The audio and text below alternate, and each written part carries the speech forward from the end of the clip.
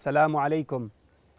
Dos de los mayores problemas que tiene la humanidad hoy y que están dejando unos efectos negativos muy evidentes sobre nuestro planeta son la desigualdad económica y el consumo. La desigualdad económica consiste en un reparto desequilibrado de riqueza e ingresos económicos entre países y personas. Vamos a describir sus rasgos con algunos datos. Según la ONG Oxfam Intermón, el 82% de la riqueza generada el año pasado, 2019, fue a manos del 1% más rico de la población mundial, mientras que 3.700 millones de personas no vieron ningún aumento en su riqueza. El 99% de la población mundial posee menos riqueza que el 1% más pudiente de la población del planeta. El 1% de la población mundial concentra el 50% de toda la riqueza existente en el planeta. En Europa, el 10% con mejor remuneración recibe cerca de lo que percibe el 50% con menor salario. Las 26 grandes fortunas del mundo acumulan tanta riqueza como las 800 millones de personas más pobres. Más de la cuarta parte de las personas adultas que trabajan son pobres y se calcula que ganan de media $3,10 diarios. Entre 2017 y 2018 surgía un multimillonario cada 2 días, mientras que las condiciones de vida han empeorado en 40 de los países más ricos del mundo, donde la clase media está desapareciendo poco a poco. Este reparto tan desequilibrado de la riqueza no solo aumenta la brecha entre ricos y pobres y fomenta una injusta distribución de oportunidades entre unos y otros, sino que afecta cada vez más a otros ámbitos como la política, los medios de comunicación y otros. Por ejemplo, en Estados Unidos, la influencia de las 540 familias con patrimonios superiores a $1.000 millones está distorsionando el balance de poder político, con una excesiva presencia en instituciones y una influencia en la legislación de políticas que solo benefician a sus intereses. En cuanto al otro problema, el consumo, se refiere al consumo de productos y bienes y servicios de forma anormal, es decir, el consumo de productos, servicios y bienes es un hecho habitual, pero nuestra sociedad está envuelta más que en el consumo en lo que se llama el consumismo o el sobreconsumo, que nos empuja a adquirir más y más cosas sin necesidad. Esta tendencia, de la que depende en gran medida el actual sistema económico, porque se calcula que 2/3 partes del Producto Interno Bruto mundial depende del consumo. Esta tendencia tiene graves consecuencias para la salud del planeta y la nuestra. Los datos no son más esperanzadores que los que hemos visto antes. Pongamos algunos ejemplos. Hoy en día se extraen y se emplean alrededor de un 50% más de recursos naturales que hace 30 años. En Europa se consumen más de 100.000 millones de bolsas de plástico y solo se recicla un 7%. Hasta 12 millones de toneladas de plástico llegan a los océanos. El uso medio de una bolsa de plástico es de 15 minutos, mientras que tarda cientos de años en degradarse. La industria tecnológica, que con su obsolescencia programada promueve la sustitución frente a la reparación, ocasionando así el agotamiento de los recursos naturales y toneladas de residuos peligrosos. De media, cada persona compra un 60% más de artículos de vestir que hace 15 años y los conserva la mitad de tiempo. Según estos datos y según las previsiones de futuro, el ser humano necesitará 3 planetas para abastecer el ritmo actual de consumo, sobre todo porque se prevé un crecimiento demográfico para 2050 que nos situará en 9.600 millones de personas. Esta realidad solo puede cambiar con el cambio de conductas individuales y presionando a los gobiernos para que legislen medidas de consumo responsable. Tenemos que dejar de comprar de forma compulsiva y abandonar el modelo de ropa de usar y tirar. Si conservas tu ropa 1 o 2 años, estarás reduciendo tus emisiones de CO2 en un 24%. No solo ahorrando dinero, también agua y materiales primas. Y de ese modo evitamos que los químicos y los pesticidas dañen los ríos, el suelo y la vida silvestre. Hay una relación muy estrecha entre nuestro consumo y el bienestar nuestro y de nuestro planeta.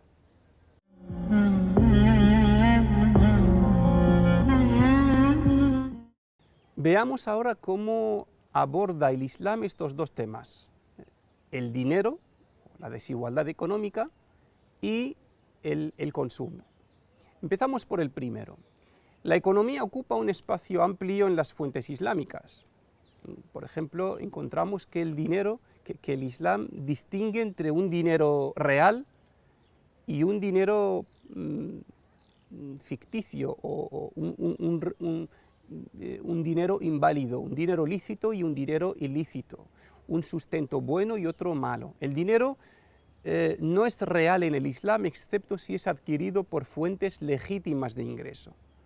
El dinero ilícito no sirve para cumplir con sus obligaciones ante Dios, como la manutención de la familia o el pago de la obligación de zakat o dar limosna, no sirve para nada. Ante Dios no tiene valor. Es como si fuera una moneda sin valor. Tanto los ingresos como los gastos en el Islam tienen que ser halal, obtenidos y gastados de forma lícita. Y como vimos en otro capítulo, en el día del juicio final, de las 5 o 6 preguntas que se nos harán y que decidirán nuestro futuro eterno, 2 tienen que ver con el dinero. Seremos preguntados por nuestro dinero, cómo lo hemos obtenido y en qué lo hemos gastado. Un dinero conseguido por un medio ilegítimo, ilícito,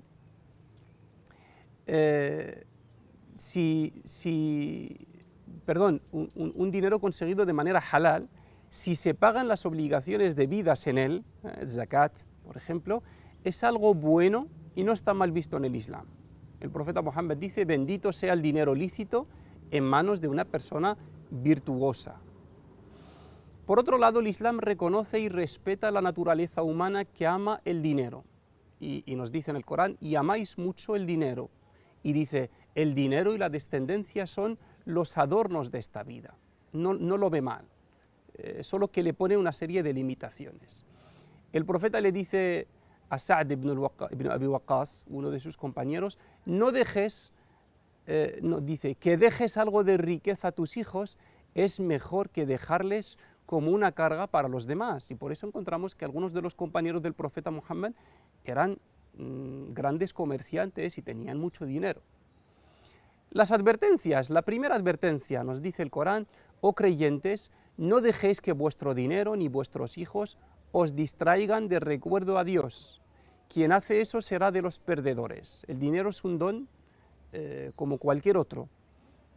Puede ser bueno si nos recuerda en todo momento a Dios, si nos sirve para acercarnos a Dios, si lo usamos conforme a la voluntad de Dios, pero puede ser una desgracia si nos aleja de Dios, si es un obstáculo en nuestro camino hacia Dios.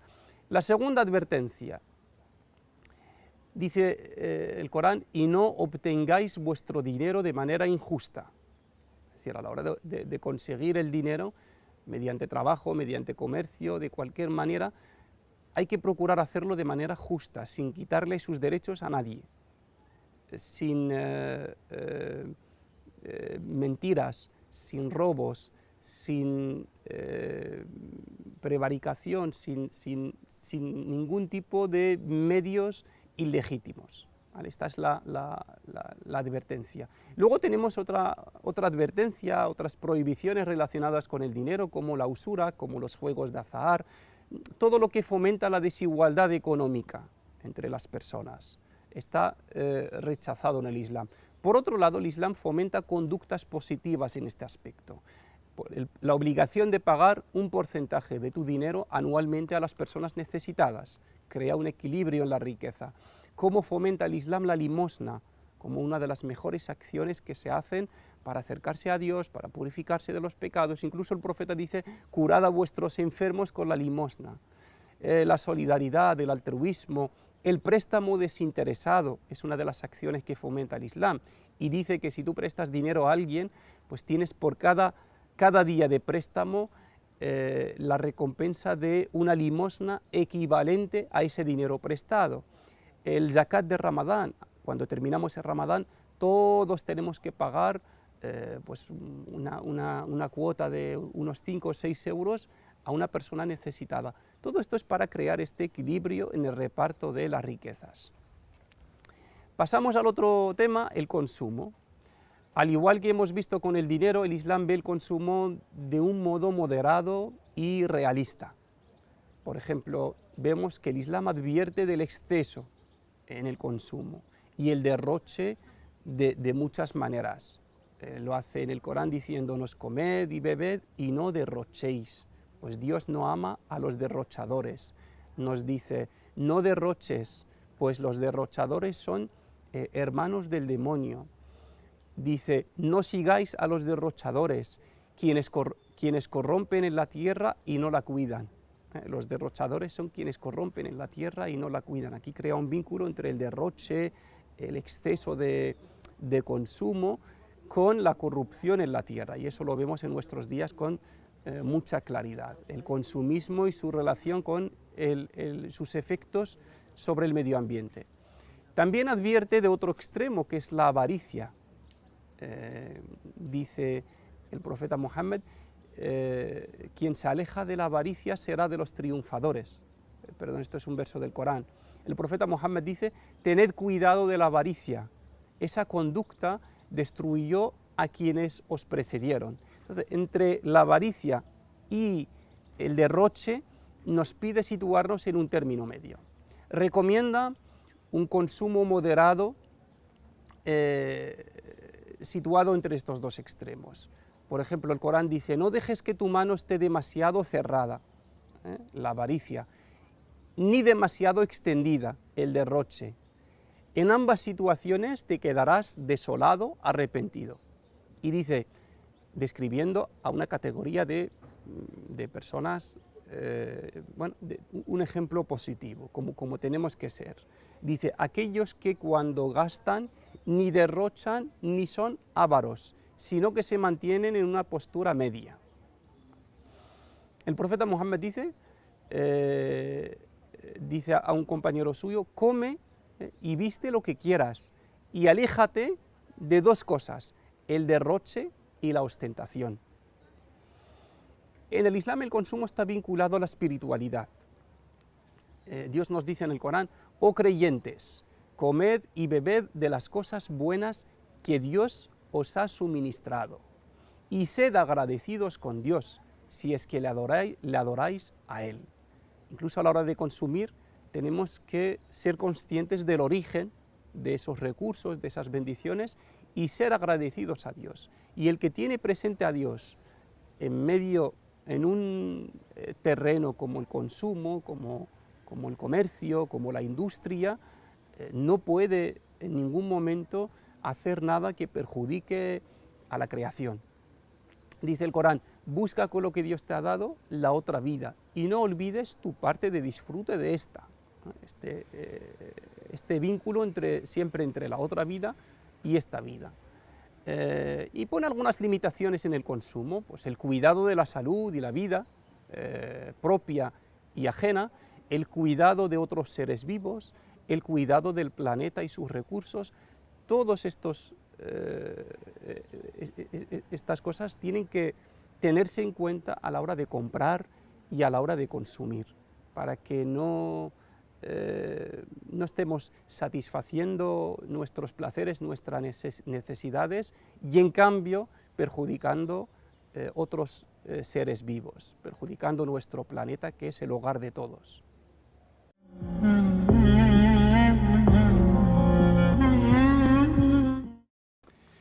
Y bueno, acabamos con algunas recomendaciones sobre el consumo responsable.